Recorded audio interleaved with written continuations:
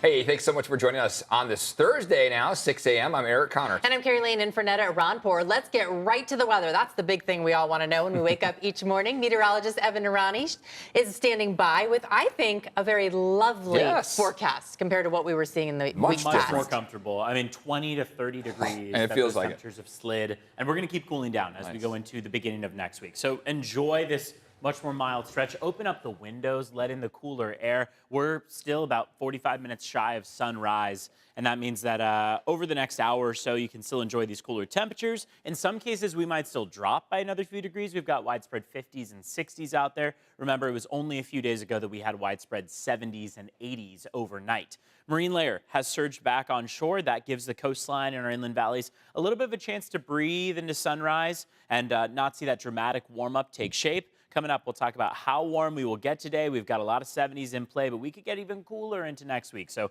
we'll talk about what to expect throughout it. Back to you. Finally, some good news. Thank you, Evan. So new this morning, some progress in the fight to stop cross-border sewage contamination. A Mexican pump station just brought a third pump online, which will divert Tijuana River flows into their wastewater system. And that means transboundary flows into the U.S. have stopped. The International Boundary and Wastewater Commission says they will monitor how this impacts the wastewater treatment plant on this side of the border. So meantime, in just a couple of hours, local South Bay leaders and representatives from the Air Pollution Control District will provide an update on the ongoing sewage crisis. And this comes as families in Imperial Beach are raising some concerns over air quality issues. CBS 8's Regina Yarita live in Imperial Beach with what some of these families are telling us here. Regina? Yeah, guys, good morning. Of course, residents are concerned for what they have been told in the past couple of days.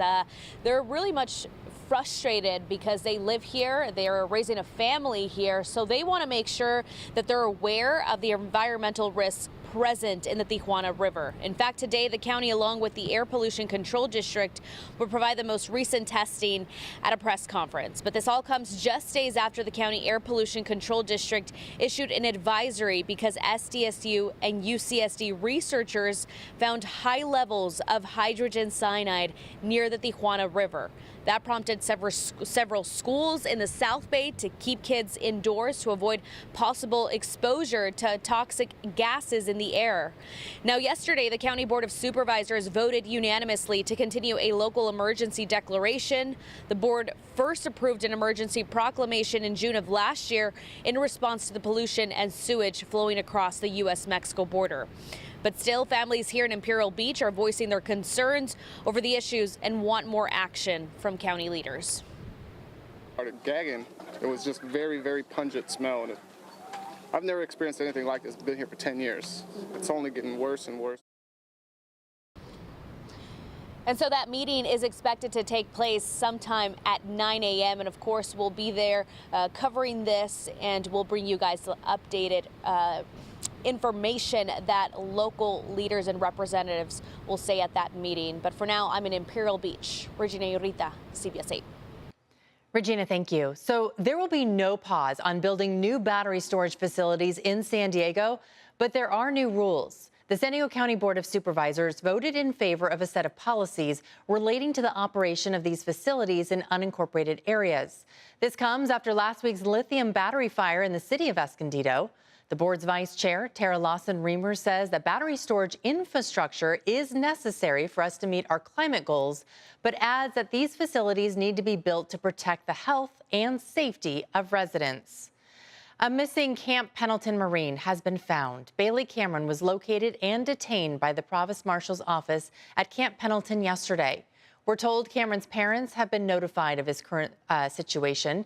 He was first reported missing on August 25th after leaving the Coyote Bar in Carlsbad. A week ago, base officials said recent activities indicated Cameron was on Pendleton.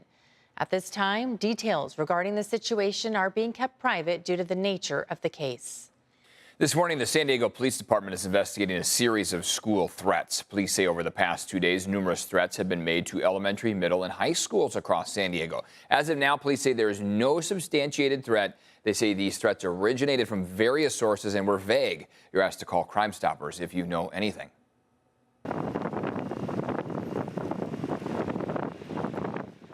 Wow, look at that. Dramatic new video showing a woman walking along a road surrounded by flames from the so-called airport fire, now burning in both Orange and Riverside counties. A fire crew raced in to save her. Then the winds picked up as soon as she got into the vehicle. There are 3 large wildfires burning in Southern California right now. Here's the map. Governor Newsom has declared a state of emergency in 4 counties. The Bridge Fire is the largest. It grew 12 times its size in less than a day. It's burning in the mountains above Los Angeles. Now at about 50,000 acres, the fire has destroyed 39 homes so far. Meantime, a man is in custody, accused of starting the line fire in San Bernardino County. You just saw his picture there. It's threatening the Big Bear community. So far, it's burned 36,000 acres and is 18% contained. And the airport fire has grown to more than 23,000 acres, just 5% contained. All of these fires are causing thousands of evacuations. Telling us you need to go and you need to go now. The flames are close.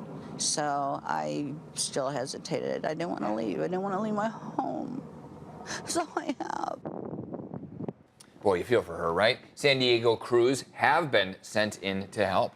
And we understand what they are going through all too well here in San Diego, so our hearts go out to them. Hopefully this gets under control here shortly. The good news is, Evan, it seems like the weather patterns are shifting in favor of firefighters. Yeah, absolutely. I mean, temperatures cooling down significantly. 20-degree fall in temperatures is helpful. We still have a little bit of wind out there, so we're going to watch as wind speeds die down today and tomorrow. One thing that we do see going into early next week that'll help us out in addition is going to be not only more cooling, so those temperatures will keep sliding, but also possibility of a few showers that could pop up in the forecast for Monday of next week. Marine layers on shore, that has helped to keep our temperatures a bit more mild along the coast and inland, and it will do so in the coming hours with that cloud layer. Want to give a mention to air quality. It looks like those air quality alerts are not populating, but most of the day today so far, we've been in the moderate range. Up around the LA area, we've been mostly in the sensitive groups range, meaning unhealthy for sensitive groups. We'll keep monitoring that air quality as the morning continues. Taking a look at your afternoon high temperatures, this is what we have to expect for this afternoon. Santee, El Cajon going for 80 degrees, La Jolla 68, San Diego downtown going for 75. If you look up the coastline, 75 in Carlsbad, 71 in Encinitas, 77 in Vista and San Marcos, and 80 for Escondido. Looking out over the mountains and deserts, finally starting to pick up on this fall-like weather out there, even just double digits. Borrego Springs only expected to hit 98 degrees. And this is part of a long-term trend. So between now and all next week, we've got those cooler temperatures only starting to warm up about 10 days out from now. And that'll be one single day next weekend, not this weekend, but next weekend that we could be above average. So otherwise, enjoy this below average trend of weather that we're going to be picking up on for quite a while now.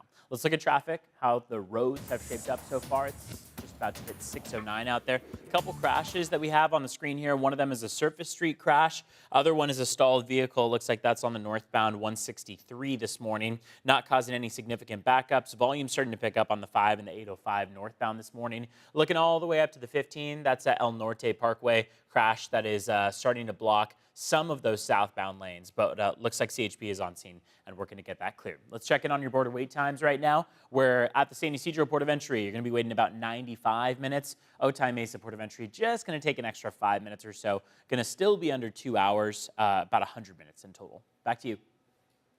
All right, this just in. San Diego State University will join the Pac-12. 4 Mountain West schools, including SDSU, Boise State, Colorado State, and Fresno State, are moving to the conference in 2026. How do you feel about this, Eric? Okay, well, a lot's been shaken up with the Pac-12, the Big Ten. It's all confusing now. But they were going to join Oregon and Washington State now. So the Pac-12 still needs 2 more schools to have the 8 required by NCAA rules. The Pac-12 and those schools could have to pay about $110 million in exit fees and penalties to the Mountain West. The Aztecs have played in the Mountain West since 1999 as a founding member. And my Trojans were Pac-12, and now they're in the Big Ten Conference. Things are all mixed up. It's all about their TV ad money. Yes. That's a hefty fee to pay to get out of the conference. All right, so now in the Pac-12. All right.